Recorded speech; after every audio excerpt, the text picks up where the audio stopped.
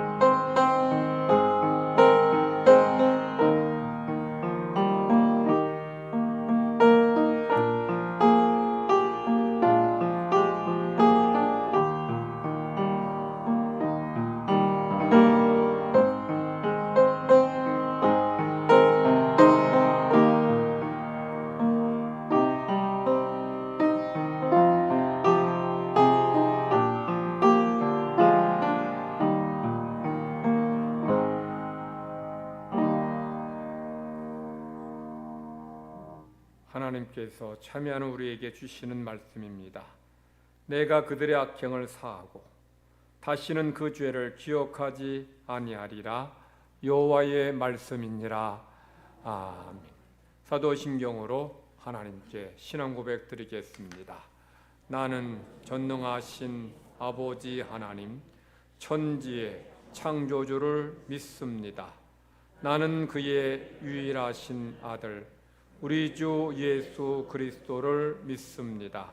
그는 성령으로 잉태되어 동정녀 마리아에게서 나시고 본디오 빌라도에게 고난을 받아 십자가에 못 박혀 죽으시고 장사된 지 사흘 만에 죽은 자 가운데서 다시 살아나셨으며 하늘에 오르시어 전능하신 아버지 하나님 우편에 앉아 계시다가 거기로부터 살아있는 자와 죽은 자를 심판하러 오십니다. 나는 성령을 믿으며 거룩한 공교회와 성도의 교제와 죄를 용서받는 것과 몸의 부활과 영생을 믿습니다. 착석하셔서 교독문 20번 교독하겠습니다. 20번 시편 33편입니다. 너희 의인들아 여호와를 즐거워하라. 찬송은 정직한 자들이 마땅히 할 바로다.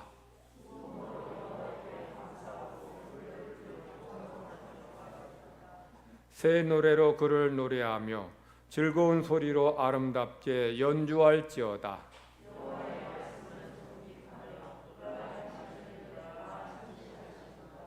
그는 공의와 정의를 사랑하시며 세상에는 여호와의 인자하심이 충만하도다.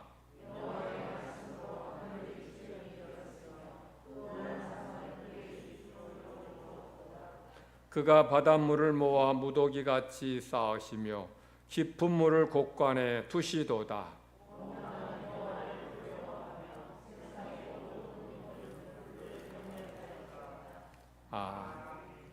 찬송가 43장 부르신 후에 하성수 장로님 기도하시겠습니다.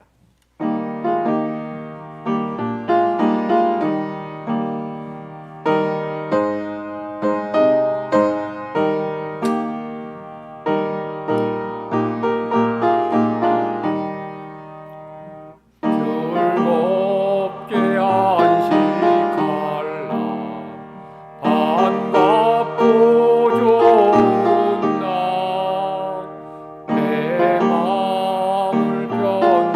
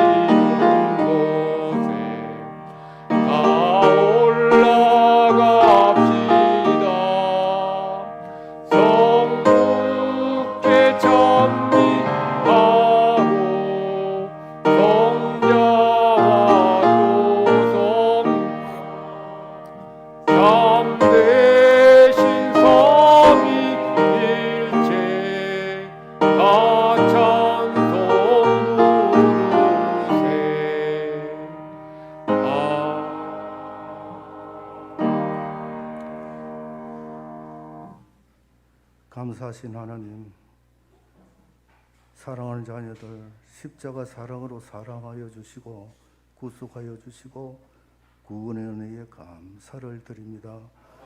이 시간 몸과 마음으로 예배하시고 신령과 진정으로 예배하게 하여 주옵소서. 하나님이 신령과 진정으로 예배하는 자를 찾으신다고 하셨사오니 사랑하는 자녀들이 오늘 또 하나님이 찾는 예배자가 되게 인도하여 주옵소서. 압복강 강가에서 하나님을 만난 야곱이 하나님 만났는데 아버지 하나님, 우리가 오늘 이 시간 이곳에서 하나님을 만나게 하여 주옵소서. 하나님의 음성을 듣게 하여 주옵소서. 나의 모든 문제가 해결되는 은혜를 더하여 주옵소서. 하늘의 신령한 복으로 이 시간 채워지기를 원하옵나이다. 풍성한 은혜를 누릴 수 있는 귀한 자녀들이 되게 인도하여 주옵소서. 엘리베이터 설치하게 하여 주시고 사용하게 하여 주신 하나님의 은혜에 감사를 드립니다. 연로하신 어르신들, 몸이 불편한 성도들 사용할 때에 하나님 기쁨이 넘치게 하시고 하나님께 영광 돌릴 수 있는 그런 은혜를 저희들에게 더하여 주옵시기를 원하옵나이다. 이 시간 이 시대가 지금 되어가는 일들을 보고 늘 부흥의 성도들이 정신 차리고 깨어 기도하게 하여 주옵소서. 이 시대가 기도할 때입니다. 저희들이 열방을 위해서, 나라를 위해서, 교회를 위해서, 가정을 위해서, 자신을 위해서 기도하는 성도들이 되게 인도하여 주옵시기를 원합니다. 내가 어디에 있든지 어느 곳에 있든지 내가 있는 그곳이 기도처가 되게 하여 주옵소서. 부르짖게 하여 주시고 하나님을 찾게 하여 주옵소서. 하나님, 또한 전 세계가 전염병으로 힘들어하는 가운데 있사오니 우리 하나님이 위로를 받기를 원합나이다. 하나님, 모든 문제 해결하게 하여 주옵소서.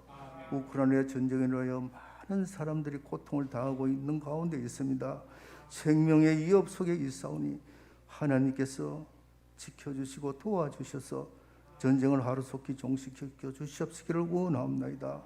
평화가 넘치게 하여 주시기를 원합나이다.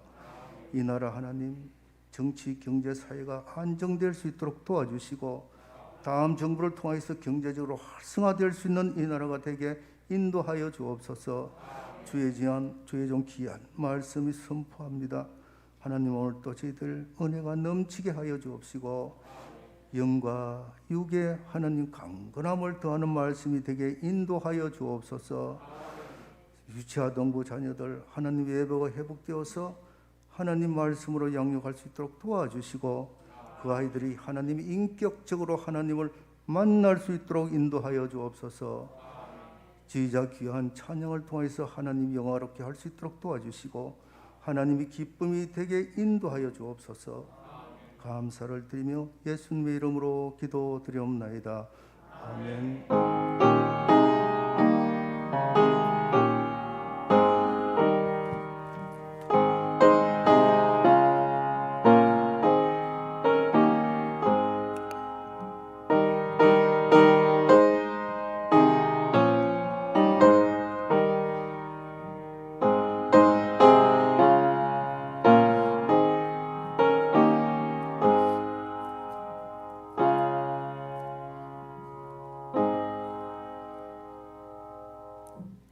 하나님께서 오늘 우리에게 주시는 말씀은 이사야 40장 3절부터 5절까지 말씀입니다. 구약 성경 1013면 이사야 40장 3절부터 5절까지의 말씀을 제가 봉독합니다. 외치는 자의 소리여 이르되 너희는 광야에서 여호와의 길을 예비하라. 사막에서 우리 하나님의 대로를 평탄하게 하라. 골짜기마다 도두어지며 산마다 언덕마다 낮아지며 고르지 않은 곳이 평탄하게 되며 험한 곳이 평지가 될 것이요 여호와의 영광이 나타나고 모든 육체가 그것을 함께 보리라. 이는 여호와의 입이 말씀하셨느니라. 아멘. 김동희 지휘자 특송하겠습니다.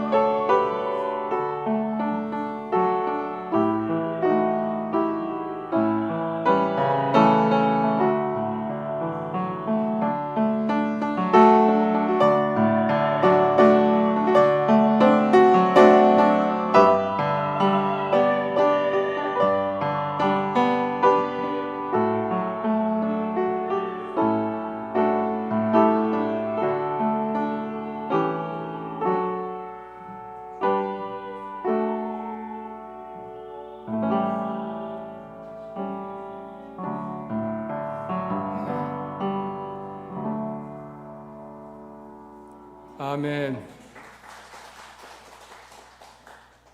우리 옆에 계신 분들과 서로 인사 나누십시다. 축복합니다. 축복합니다.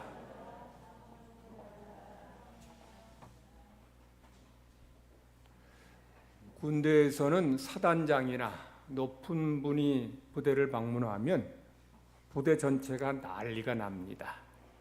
부대를 얼마나 깨끗하게 청소하고 닦고 쓰는지 몰라요. 먼지 하나 없을 정도로 청소합니다. 이 부대만이 아니죠. 사단장이 이제 차 타고 오는 그 길도 잘 다듬어요. 그래서 이렇게 움푹 패인 데가 있으면 흙으로 메워서 평평하게 하고 돌 같은 게 있으면 다 치워요. 왜냐하면 사단장이 타고 오는 차가 이 웅덩이나 또는 돌로 인해서 덜컹거리면 안 되기 때문이에요. 이거는 군사 문화의 잔재이긴 하겠지만 우리 부대에 사단 내에서 제일 높은 사람인 사단장이 방문하기에 사단장을 맞이하기 위한 예의라고 생각하는 거예요. 그러니까 이제 닦고 쓸고 청소하는 거예요. 예전에는 저희 부모님 세대만 해도 이 대신방 받으면 뭐 집을 얼마나 며칠 전부터 일주일 전부터 닦고 쓸고 청소했는지 몰라요. 대신방은 목사님이 우리 집에 찾아오는 게 아니라 예수님이 우리 집에 오신다 이렇게 생각하기 때문에 어떤 성도는 멀쩡한 집을 도배까지 하는 분도 계셔요. 이게 뭐냐면 예수님을 맞이하기 위한 이런 마음, 정성, 사랑을 말하는 거예요. 이사야 예언자는 이 땅에 오실 메시아에 대해서 우리가 이제 맞으려면 준비를 해야 된다는 거예요. 그냥 메시아 만날 수 없다는 거예요. 아까 말씀드린 사단장이 찾아와도 사단장이 방문해도 뭐 그냥 닦고 쓸고 청소하는데 하물며 하나님의 아들 메시아가 우리에게 오시는데 우리가 그 메시아를 만나려면 어떻게 준비해야 되느냐? 이걸 지금 이사야가 예언하고 있는 거예요. 그래서 먼저 이사야는 세례 요한에 대해서 예언합니다. 왜 이사야가 세례 요한에 대해서 예언하느냐? 이 세례 요한이 당시 사람들이 예수님 만날 준비를 하도록 준비시켰기 때문이에요. 그래서 광야에서 외치는 자의 소리가 있을 텐데 그게 누구냐? 바로 세례 요한이라는 거예요. 세례 요한이 예수님보다 먼저 와서 그 당시 사람들이 예수님 만날 수 있도록 마음의 준비를 시키는 거죠. 회개하게 하고 마음을 낮추게 해서 예수님 만나도록 하는 겁니다. 그처럼 이제 이 이사야는 이 땅에 있는 많은 사람들이 메시아 만날 수 있도록 그들 안에 있는 이런 장애 있는 것들, 장애 요소들을 다 제거해야 된다라고 말씀해요. 그래서 4가지로 말씀하는데 첫째로 이제 3절입니다.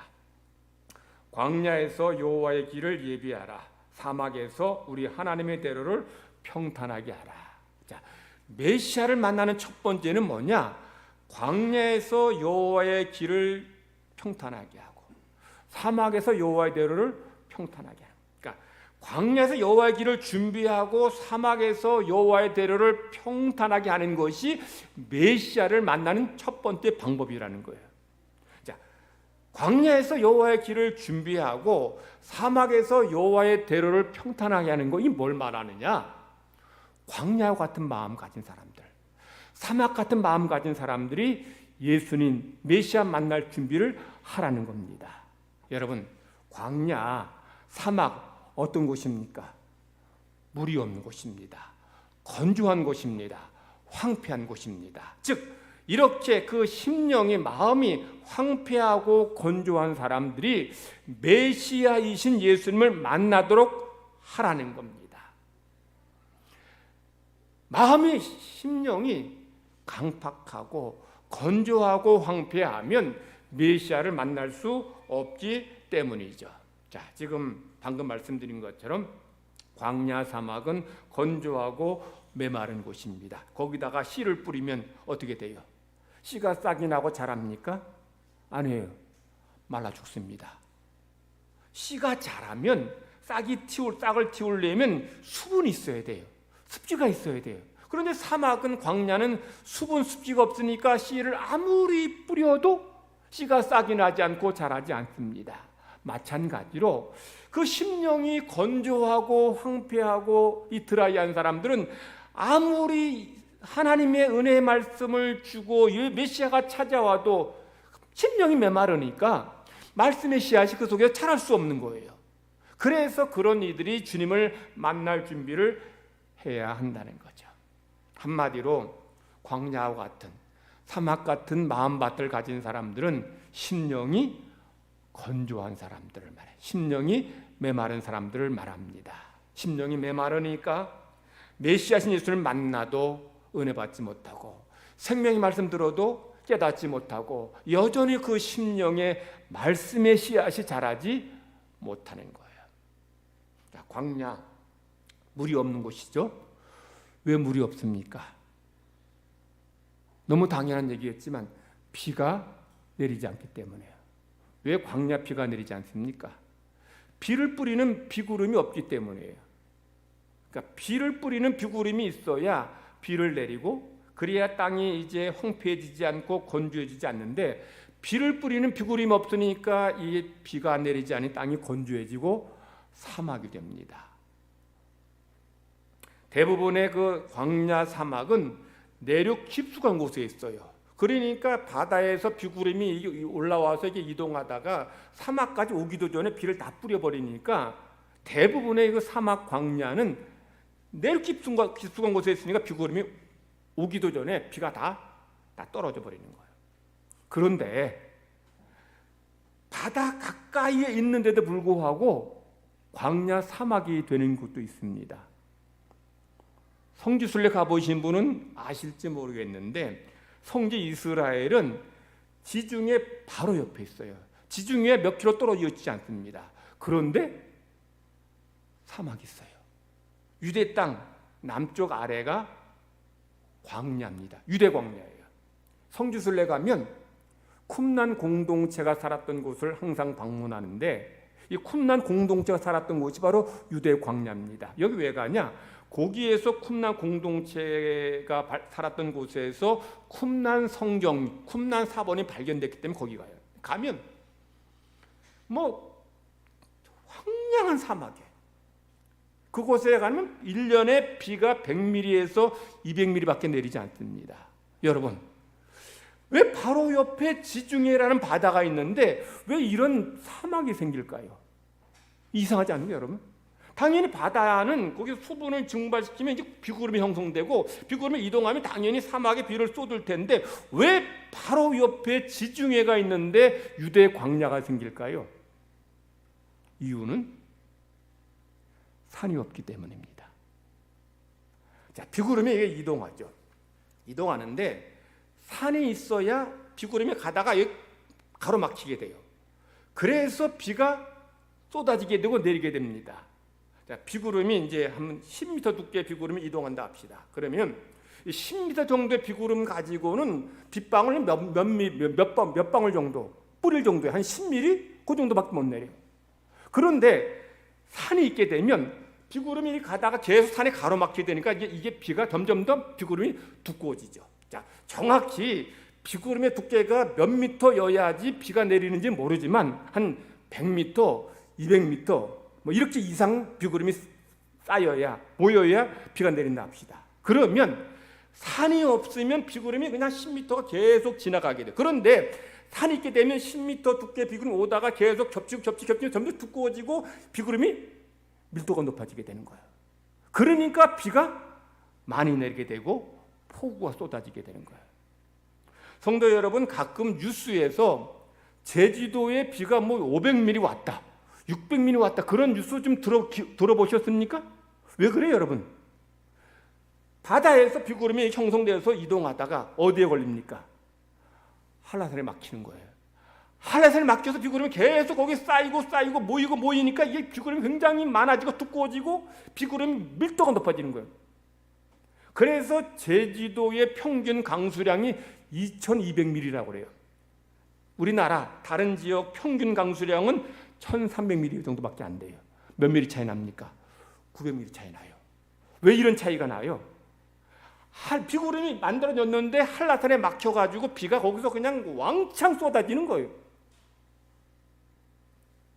실제로 성지 가면 이스라엘이 그래요.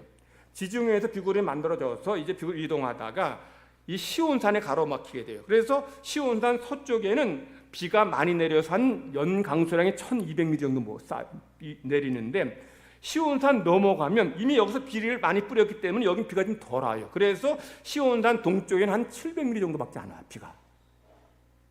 그러니까 산 하나 차이로 이렇게 비가 많이 차이가 나는 거예요. 내리는 게 차이 나는 거예요. 근데 심지어 이 시온산이 예루살렘 밑에 헤브론 거기까지가 시온산입니다. 그 밑에는 다 뭐냐면 사막이에요.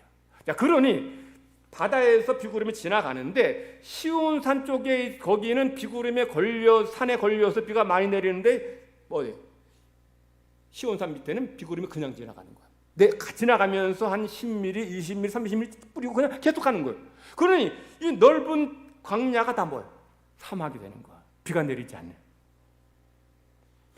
그래서 광야가 왜 광야가 되느냐? 비구름이 없어서가 아니에요. 비구름이 지나지 않았어가 아니에요. 뭐예요? 산이 없으니까.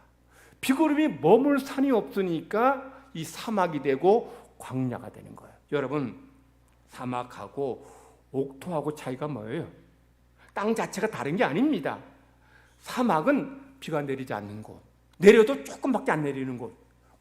이 옥토는 뭐예요? 비가 많이 넉넉히 내리는 곳. 그러니까 그 땅이 살아서 온갖 과일과 곡식을 내는 거예요. 성도 여러분, 그러기 때문에 우리의 심령이 은혜 받으려면 산이 있어요. 산이 뭘 말합니까? 하나님을 만나는 곳, 하나님이 계신 곳. 이게 바로 산을 의미해요. 시편 기자가 이렇게 고백했어요. 시편 121편 1절입니다. 내가 산을 향하여 눈을 들리라. 나의 도움이 어디서 올까? 나의 도움은 어디입니까? 천지를 지으신 여호와에게서로다. 내가 산을 향하여. 산이 어디에? 산이 무엇을 의미합니까? 하나님이 계신 곳. 하나님이 계신 그곳이 바로 산을 의미해요. 바로 어디를 말해요? 이곳 예배하는 자리입니다. 하나님을 예배하는 자리, 하나님을 찬양하는 자리, 하나님 만나는 자리. 이곳에 와야 우리의 메마른 심령이, 우리의 황폐한 심령에 하나님 은혜, 성령 기름 부으심 있게 되고, 그런 성도들이 은혜 받게 되고 그 심령이 살게 되고 메시아를 만나게 돼요. 성도 여러분, 혹시 내 심령이 지금 컬컬하고 지금 척박하고 건조하고 메마른 건 아니냐? 그런 분들은 지금 예배 자리에서 하나님을 향해서 예배하고 감사로 찬양하고 기도할 때, 그때 성령님 우리 가운데 임하실 것이고 우리의 심령을 새롭게 회복시켜 주시고 소생시켜 주실 줄 믿습니다. 그래서 첫 번째로 이 이사야는 심령이 메마른 성도들, 심령이 메마른 사람들은 어떻게 해야 된다? 하나님이 계신 곳 예배 자리로 가서 예배하고 하나님께 감사하고 찬양하고 영광 돌릴 때에 그때 하나님 은혜 부어주실 것이고 그런 성도가 메시아를 만나게 된다라는 겁니다. 우리 성도들 이렇게 메시아를 만나는, 예수님 만나는 은혜 회복되는 모든 성도 되시기를 간절히 바랍니다.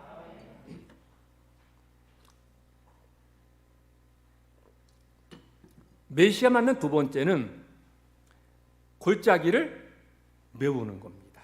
골짜기마다 4절 보면 골짜기마다 도두어진다. 여러분, 골짜기가 도두어진다 무슨 뜻입니까? 골짜기 이렇게 깊이 파인될 말에 거기를 흙으로 덮어서 평평하게 하는 겁니다. 자, 메시아가 오는데 골짜기가 있으면 그건 메시아 오기가 불편해요. 메시아가 마차 타고 와야 되는데 골짜기 있으면 거기 건너오기 어려워요. 그러니까 골짜기를 메우라는 거죠. 성지순례 가면 이제 출애굽기 여정 따라서 이집트에서 요르단으로 이스라엘로 가는 그런 여정이 있어요. 그런데 요르단은 옛날에 모압, 암몬, 에돔 사람이 살던 곳입니다. 그 요르단에 갔다가 이스라엘로 건너갈 때에는 아르논 골짜기라는 골짜기를 건너가야 돼요. 근데 아르논 골짜기를 보면 겁이 나요. 왜 겁이 나냐? 얼마나 골짜기 깊은지 한 1km 이상 되는 것 같아요. 위에서 내려다보면 이게 죽음의 아가리 같은 느낌이 들어요. 구약 성도들이 뭐 시편 기자라는 분들이 뭐 수월이랑 그 수월 골짜기를 뭐 수월로 표현하는데, 진짜 아르논 골짜기 가보면 이래서 수월이란 말이 나왔겠구나 싶은 생각이 들어요. 이 아르논 골짜기를 내려가는데 이 길이 쭉 내려가지 않잖아요. 이 꾸불꾸불 내려가는데 이런 길을 얼마나 한 차로 30분 이상 가야 되는 것 같아요. 근데 이 길이 어떤 길이냐? 구약 시대에 룻과 나오미가 걸어간 길이에요. 그 골짜기 속에 들어가면 뭐 떼강도 만나도 뭐 악소리도 못하고 죽을 수밖에 없는 그런 곳입니다. 그런 길을 이 룻과 나오미 갔으니 얼마나 불안하고 두려웠겠어요. 그런데 왕은 그런 골짜기 같은 그런 길을 갈 수 없는 거예요. 그러니 이런 골짜기 같은 그런 길을 흙으로 메워서 평평하게 만들어야 우리 주님 메시아가 우리에게 올 수 있고 우리를 만날 수 있다는 거죠. 여러분, 골짜기 같은 마음, 어떤 마음을 말할까요? 절망하고 낙담한 그런 마음, 그런 심령을 말합니다. 깊이 절망하고 낙담한 심령들은 메시아신 예수님을 만날 수 없어요. 그래서 이런 이들이 메시아를 만날 수 있으려면 어떻게 되느냐? 그 낙담한 심령이 치유되고 회복되어져야 돼요. 어떻게 치유될까요? 하나님의 말씀으로 치유되죠. 그래서 이사야가 이렇게 말합니다. 하나님은 피곤한 자에게 힘을 주시고 무능한 자에게 능력을 주시나니. 이는 하나님의 말씀이 우리의 낙담한 심령, 우리의 피곤한 심령, 우리의 무능한 심령을 새롭게 하고 소생하게 하고 힘을 주어서 일어나게 한다는 거예요. 그 메시아 만나려면 하나님의 말씀이 그 심령 속에 들려지고 그 말씀이 선포되어질 때, 그 말씀은 내가 아멘을 받아들일 때 그 심령이 살아나게 된다라는 것입니다. 혹 성도 중에서 내 심령이 지금 낙담하고 절망에 빠진 이들은 하나님의 말씀을 들으셔요. 말씀을 읽으셔요. 그 속에서 하나님께 주시는 힘과 은혜와 능력이 여러분의 삶에 영혼에 넘쳐나게 될 줄 믿습니다. 자, 세 번째로 메시아 만나는 방법 뭐냐? 산마다 높은 언덕마다 평평하게 하는 거예요. 메시아가 마차 타고 가야 되는데 산이 있으면 안 돼요. 이거 어떻게 깎아가지고 평평하게 해야 돼요. 그래야 메시아가 그 길을 갈 수 있고 그래야 우리가 그 메시아를 만날 수 있는 거예요. 전에 제가 서울에 있을 때 설악산, 속초 쪽으로 가려면 옛날에는 한 20년, 30년 전에는 한계령을 넘어갔어요. 한계령이 1000m가 높습니다. 1000m 넘는 산을 그냥 꼬불꼬불 한참 올라가서 또 꼬불꼬불 한참 내려가요. 한계령 넘어가는데 1시간은 족치 걸리는 것 같아요. 그래서 옛날에는 한계령 내려가다가 이 운전 서툰 사람들이 계속 브레이크를 밟아가지고 브레이크 페달이 열받아가지고 들러붙는 경우가 많았어요. 이 운전을 좀 많이 한 사람, 경험 있는 사람들은 이 내려갈 때, 이 높은 길에서 내려갈 때는 이제 좀 브레이크를 밟았다가 뗐다 이렇게 가야 돼요. 그래야지 브레이크 페달이 열을 안 받아. 열을 받아도 덜 받죠. 그런데 이 초보자들은 속도가 나니까 무섭잖아요. 무서우니까 계속 밟는 거예요. 계속 밟으니까 브레이크가 열 받아서 들러붙어요. 브레이크 라인이 타버리고 들러붙어요. 그래서 그 사고 나는 경우도 왕왕 있어요. 그런데 메시아가 찾아오실 때 이런 높은 산이 있으면 안 된다는 거예요. 그럼 어떻게? 산을 깎아버리는 거예요. 요즘 세상이 좋아져서 산 깎지 않아도 그냥 지나가요. 뭐로 지나갑니까? 터널 지나가요. 이 서울에서 이 속초까지 양양고속도로 생겨가지고 그냥 그 산들을 다 불을 뚫어가지고 그냥 계속 달릴 수 있어요. 여러분, 산과 같은 언덕 같은 이런 마음밭을 가진 사람은 어떤 사람입니까? 마음이 교만한 사람이에요. 마음이 교만한 사람은 그 마음을 깎아야 돼요. 깎는 게 뭐예요? 교만한 마음을 버리고 낮추고 겸손해야 돼요. 교만한 사람은 누구 앞에 자기를 낮추지 않습니다. 그러니 예수님이 오셔도 하나님의 아들을 만나도 은혜 받지 못하고 말씀을 통해 그 심령이 살아나지 못하는 거예요. 그러니 교만한 사람은 먼저 내 마음을 낮추고 겸손하게 주님 앞에 엎드릴 때에, 그럴 때 주님께서 그런 이들에게 만나주시고 은혜 주시고 그 영혼을 회복시켜 주실 줄 믿습니다. 여러분, 지금 세 가지 말씀드렸어요. 광야 같은 사람, 이 건조한 사람들, 두 번째는 낙담한 사람들, 세 번째는 교만한 사람들. 자, 마지막 네 번째로는 험한 곳이 평지가 되게, 험한 곳이 평지가 되게 하는 것. 험한 곳, 어떤 곳을 말합니까? 바위가 있고 돌이 있는 거예요. 움푹 패기도 하고 또 가시덤불이 있는 곳입니다. 이런 길을 메시아가 올 수 없는 거예요. 왜냐하면 메시아는 뭐 타고 와요? 마차 타고 말을 타고 오는데 이 바위가 있고 돌이 있고 뭐 움푹 파인 길이 있고 뭐 가시덤불이 있으면 그 길을 못 오는 거예요. 제가 전에 합천의 소리길이라는 곳을 가본 적이 있어요. 소리길. 왜 소리길이냐? 물소리가 나는 길이에요. 물소리. 그 길 따라 걸으면 계속 물소리가 절절절 계속 들려요. 그런데 그 길을 걷는 게 힘들어요. 왜 힘들까요? 물소리 따라가니까 계속 바위가 있고 큰 돌이 있고 막 이러니까 그 길을 걷기가 어려운 거예요. 그런데 그런 길, 그런 바위가 있고 돌이 있고 움푹 패이고 또는 이렇게 가시덤불이 있는 그 길은 메시아가 갈 수 없어요. 그러니 이런 길 어떻게 해야 돼요? 바위를 다 제거해야 되고 패인 곳은 메꿔야 되고 그리고 가시덤불은 불로 태워 버려야 돼요. 이래야 메시아가 올 수 있고 메시아를 만날 수 있게 되는 거예요. 여러분, 이런 험한 마음밭을 가진 사람 어떤 사람 말할까요? 마음이 꼬인 사람입니다. 부정적인 사람이에요. 마음이 꼬이고 그 마음이 부정적이면 하나님의 아들 예수님을 메시아를 만날 수 없어요. 그런 사람 누구입니까? 바리새인이죠. 유대 종교 지도자들입니다. 예수님이 유대 종교 지도자들을 찾아가셨는데 그들은 하나님의 아들을 만나긴 했는데 구원받지 못했습니다. 하나님의 아들이 천상의 비밀을 알려주시고 은혜로 말씀을 전해주셨는데 은혜 받지 못했어요. 마음이 꼬이니까, 마음이 부정적이니까 하나님의 아들이 말씀을 주셨는데도 말씀을 통해 은혜 받지 못하고 하나님의 아들을 만났는데도 구원받지 못하는 이 말도 안 되는 상황이 일어나게 된 거예요. 여러분, 왜 유대 종교 지도자들, 왜 이 바리새인들이 하나님의 아들을 만났어도 구원받지 못하고 그들이 말씀을 들어 은혜 받지 못했을까요? 마음이 꼬이고 그 마음이 부정적이었다. 마음이 꼬였다. 부정적이었다는 것은 어떤 의미예요? 말씀을 받아들이지 않는 것. 그러므로 이런 사람들은 어떻게 메시아신 예수를 만날 수 있느냐? 그 마음을 열어야 돼요. 오픈해야 되는 거죠.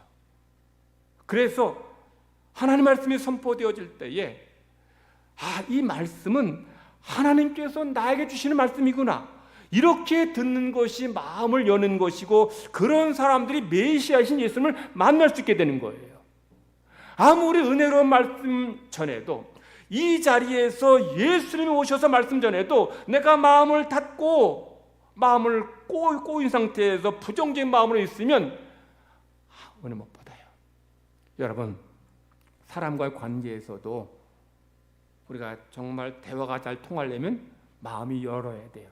마음을 열고 삶을 나누고 대화를 나눠야 돼요. 하물며 하나님의 말씀을 듣는데 마음을 닫고 마음이 꼬여 있으면 그 말씀이 내 속에 들어오겠으며 은혜 받을 수 있겠습니까? 그래서 내가 혹시 마음이 꼬인 건 아니냐? 내 마음이 부정적인 건 아니냐? 그런 분들은 그 마음을 열어야 돼요. 마음을 연다는 것은 이 말씀이 내게 주시는 말씀이다. 나에게 주시는 말씀이다. 그 말씀이 은혜로운 말씀, 위로의 말씀일 때에는 하나님께서 내가 요즘 지쳐하고 힘들어하니까 나를 위로하시기 위해서 말씀 주시는구나. 아멘. 감사함으로 말씀을 받아들이는 거예요. 은혜 받는 겁니다. 반대로 어떤 때는 책망의 말씀, 예언적인 말씀이 선포될 때가 있어요. 그런 말씀을 읽을 때가 있어요. 그때는 내가 요즘 게을러서 내가 요즘 죄에 빠져서 하나님 나를 회개하라고 내가 돌아서라고 바로 살라고 이 말씀 주셨구나. 이것도 아멘하고 그 말씀은 듣고 회개하고 내 삶이 돌아설 때에 그 심령에 하나님의 은혜가 되고 은혜가 임하게 되고 하나님께서 주시는 능력의 역사가 나타나지게 되는 것입니다. 그래야 메시아를 만나게 되는 거예요. 자, 4가지 마음밭을 얘기했는데 여러분 여기 4가지 마음밭에 해당되는 분 계십니까? 첫 번째 무슨 마음밭이? 광야와 사막과 같은 마음밭이에요. 이런 사람들은 마음이 건조하고 황폐해진 사람들이에요. 이런 사람들은 하나님 계시는 곳, 예배하는 자리를 가서 하나님을 향해 감사함으로 예배할 때에 그의 심령이 살아나게 되고 메시아를 만나게 될 줄 믿습니다. 두 번째, 골짜기 같은 마음밭이죠. 절망하고 낙담한 이들입니다. 이런 이들은 우리 영을 소생케 하는 하나님의 말씀을 잘 들을 때에 그 말씀이 여러분의 영혼을 살리고 여러분의 마음을 강하게 하고 위로하고 여러분의 몸을 새롭게 회복시켜 주십니다. 세 번째는 무슨 마음? 산과 같은 언덕 같은 마음이. 이런 이들은 교만한 마음을 말합니다. 교만하면 예수님이 오셔도 은혜 못 받습니다. 그래서 교만한 마음을 깨뜨리고 겸비한 마음으로 나를 낮출 때에 메시아를 만나게 될 줄 믿습니다. 마지막 네 번째는 험한 마음. 어떤 것입니까? 꼬이고 부정적인 마음을 가진 이들. 이런 이들은 마음을 열고서 여러분이 읽은 말씀이든 강단에 선포된 말씀이든 이 말씀 나에게 주시는 하나님의 말씀이구나. 아멘. 감사합니다. 내가 이 말씀대로 살겠습니다. 라고 할 때에 여러분의 심령이 살고 메시아 만나고 하나님의 은혜가 여러분의 영혼에 풍성하게 될 줄 믿습니다. 하나님의 은혜로 우리 엘리베이터 공사 잘 마쳤어요. 하나님께서 공사하는 기간 동안 날씨도 모든 것도 다 채워주셔서 잘 마쳤어요. 또 성도들이 또 기도하고 또 헌금하고 그래서 이제 큰 어려움 없이 잘 마치게 됨을 하나님께 감사드려요. 제가 앞에서 메시아 만나는 데서 네 가지 걸림이 되는 장애가 되는 네 가지 마음밭을 말했어요. 이것은 제가 해결해 줄 수 있는 문제도 아니고 어떤 장로님이 해결해 줄 수 있는 문제 아니에요. 이건 내가 해결합니다. 내 마음이 꼬였다면 내가 회개하고 내가 열린 마음으로 주님을 맞아들여야 돼요. 내가 교만하면 내가 마음을 낮춰야 돼요. 내 마음이 건조하면 내가 예배를 다 이건 내가 여러분 각각이 할 문제예요. 그런데 예배 드리러 가야 되는데 거동이 불편하고 다리 잘 걷지 못해 평지는 걸어갈 수 있는데 계단을 올라가지 못해서 예배 드리지 못한다면 그건 여러분의 문제가 아니죠. 그건 누구의 문제? 교회의 문제예요. 그래서 교회 성도들이 헌금하고 돈을 좀 빌려서 엘리베이터 공사 마친 거예요. 그러니 이제 여러분이 주님 만나는데 이 영적인 장애물을 여러분이 제거하고 이제 교회에서는 이제 물리적인 장애물이죠. 계단이란 장애 이제 이걸 우리가 제거했으니 누구라도 이제 휠체어 타고서라도 교회 나올 수 있어요. 예배드릴 수 있습니다. 그래서 우리 교회가 이 지역에 많은 영혼들이 와서 하나님께 감사로 예배하는 그런 공간이 되기를 바라고 우리 교우들 중에서 연만하신 성도들, 다리 힘이 없어서 잘 걷지 못한 성도들, 또 장애 있는 성도들 다 나와서 예배하고 하나님 만나는 은혜가 있기를 간절히 바랍니다. 그러라고 이제 하나님 우리에게 이런 기회를 허락해 주셨고 이런 공사를 잘 마치게 하셨습니다. 혹시 성도들 중에서 이 네 가지 마음밭 가운데 있는 분들이 있다면 스스로 잘 체크하고 그 부분을 잘 해결하고 그럴 때 주님 여러분을 찾아오시고 만나주시고 은혜 주실 줄 믿습니다. 그리고 이제 아직까지 교회 나오지 못한 분들 이제 모든 이제 주님 앞에 나올 수 있도록 2층에까지 올 수 있도록 엘리베이터 잘 마쳤으니 다 나와서 하나님 앞에 예배드림으로 우리 교회가 하나님 은혜 속에서 든든히 세워주는 역사가 있기를 간절히 바랍니다. 하나님 아버지 감사합니다. 메시아신 예수님 만나기 위해서 우리 마음밭을 다지고 깎고 메우고 온전케 해야 메시아 만날 수 있다 말씀해 주셨습니다. 우리 가운데 사막 같은 광야 같은 마음밭 있는 사람이 있습니까? 예배 자리로 나아가서 우리 주님 만나고 은혜 받게 하여 주시옵소서. 골짜기같이 절망하고 낙담한 이들이 있습니까? 생명의 말씀 소생케 하는 하나님의 말씀을 듣고서 그 영혼이 살게 하시고 소생하게 하여 주시옵소서. 교만한 마음 있는 사람이 있습니까? 마음을 낮추게 하시고 교만한 마음을 꺾음으로 우리 주님을 만나게 하여 주시옵소서. 험한 길과 같은 그런 마음이 꼬이고 부정적인 이들이 있습니까? 마음을 열고 하나님의 말씀, 나에게 주시는 말씀으로 듣게 하시고 아멘함으로 순종함으로 생명의 주님을 만나게 하여 주시옵소서. 영적인 장애물만이 아니라 우리 가운데 이런 물리적인 장애물, 계단 때문에 주님 앞에 나올 수 없는 그런 장애인들, 또는 거동이 불편한 성도들, 연만한 성도들 다 주님 앞에 나와 예배할 수 있도록 모든 엘리베이터 공사 잘 마치게 해주시니 감사드립니다.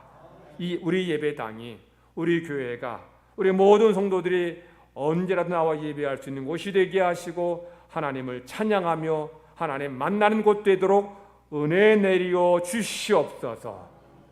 크신 사랑 감사드리며 예수님의 이름으로 기도 드리옵나이다. 아멘.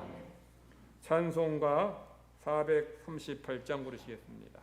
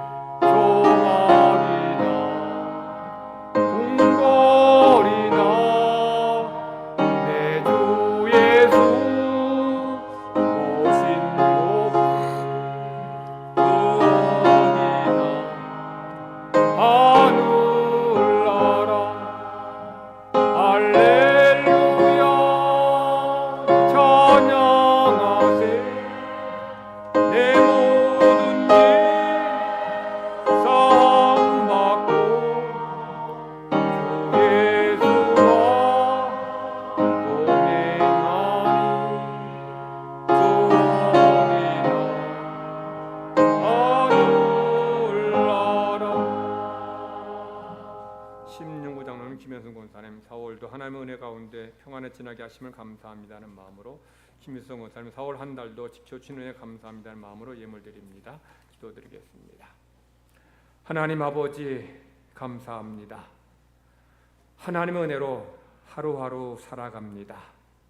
하루에도 무슨 일을 만날지 모르는 험악한 세상을 살지만 하나님께서 택하신 주의 자녀들, 주님의 백성들을 눈동자처럼 끼시며 돌보시며 생명싸게 감싸주셔서 큰 어려움 없이 한 달을 보내게 하심을 감사하며 또한 우리의 감사의 마음을 물질에 담아 하나님 앞에 올려드립니다. 온전한 11조 드리오니 하나님이 약속하신 대로 쌓을 곳이 없는 물질의 복으로 채워 주시옵소서. 각종 감사 예물 드립니다. 감사한 일들이 우리의 삶에 많아서 감사하기도 하지만 우리 삶에 힘들고 어려워도 이 모든 것도 하나님의 은혜임을 고백하며 감사하며 예물 드립니다. 예물 받으시고 우리의 삶에 성도들의 가정과 직장과 사업장에 복의 복을 내리어 주시옵소서. 그래서 이 땅 살아가는 데 있어서 물질로 시험당치 않게 하시고 더 좋은 일만 넘쳐나게 하여 주시옵소서. 각종 예물 드립니다. 이 예물을 통해서 하나님의 나라가 이 땅 가운데 세워지게 하시고 천하보다 더 귀한 영혼이 주님 앞으로 돌아오는 은혜 역사가 있게 하여 주시옵소서. 오늘도 주님 앞에 나온 성도들 하나님 붙들어 주시고 주실 줄 믿습니다. 코로나로 고통당한 성도들, 육신의 약함 가운데 있는 성도들 하나님께서 코로나로부터 온전하게 깨끗하게 회복되게 하시고 후유증 없게 하시고 고통 없게 하여 주시옵소서. 우리 모든 성도들 영육간의 강건해서 주님 나라 이룰 때까지 믿음의 선한 싸움을 싸우고 잘 달려갈 수 있도록 은혜 내려 주실 줄 믿고 감사드리며 예수님의 이름으로 기도 드리옵나이다.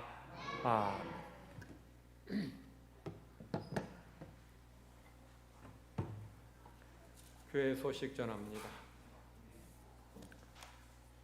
다음 주일 2부 예배 후에 재직기로 의무입니다. 우리 안건은 부목사 청빙건에 대해서 다루도록 하겠습니다. 오늘 엘리베이터 설치 감사 예배로 드립니다.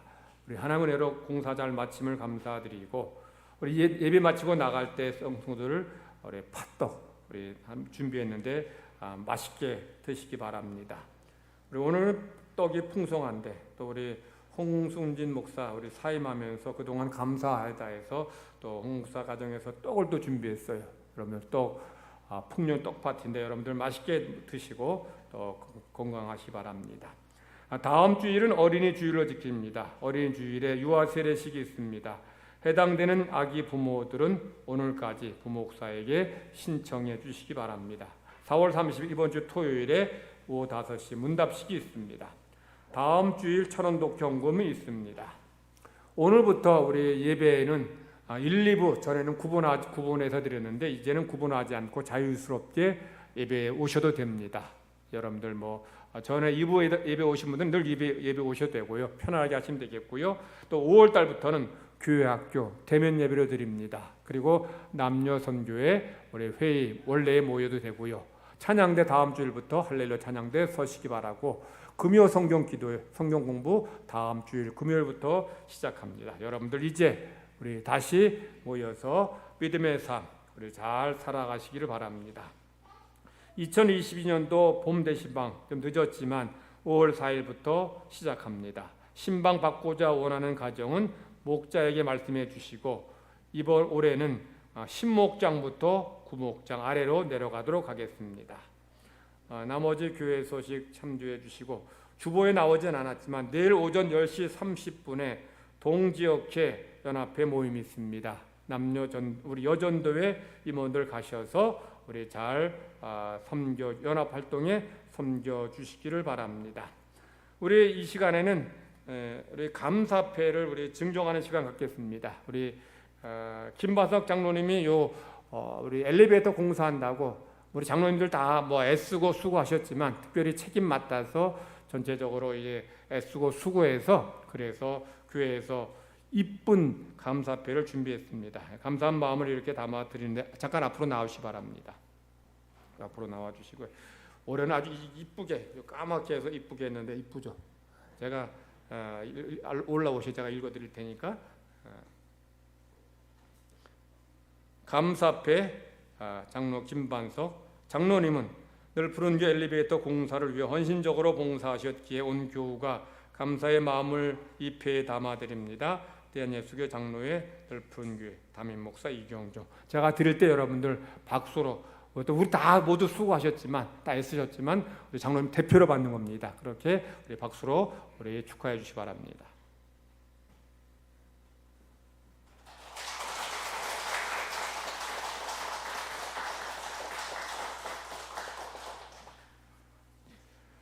우리 이 시간은 우리 홍수진 목사 가정 사임에도 잠깐 앞으로 나와서 인사하시 바랍니다. 안동 도원교회 부목사로 부임하게 되는데 우리 그곳에서도 하나님이 기뻐하시는 또 담임 목사님을 잘 돕고 정말 담임 목사님을 시원하게 하는 그런 목사님 되도록 기도해 주시기 한 마음으로 우리 인사할 때에 우리 잘 믿음으로 잘 사역하게 기도하겠다 하는 마음으로 우리 박수로 우리 격려해 주시 바랍니다. 인사. 네, 들어가시면 되겠습니다. 여러분들 이제 앞으로 예배 주일날 2부 예배 1, 2부 예배 마치고 나갈 때는 엘리베이터 타고 나오시는 분들이 있으니까 이 서로 동선이 겹치고 부딪힐 수 있어요. 그래서 엘리베이터 나가서 왼쪽에 있는 문을 열어놨으니까 고리로 나가시면 좋을 것 같습니다. 오른쪽에 있는 문은 엘리베이터 나오는 것도 휠체어 타고 나오신 분은 부딪힐 수 있으니까 왼쪽으로 나가시면 되겠습니다. 우리 4월에 암송할 말씀 우리 같이 크게 암송하십니다. 시작. 하나님이 세상을 이처럼 사랑하사 독생자를 주셨으니 이는 그를 믿는 자마다 멸망하지 않고 영생을 얻게 하려 하심이라. 요한복음 3장 16절 말씀. 다 같이 기립하셔서 찬송 부르겠습니다.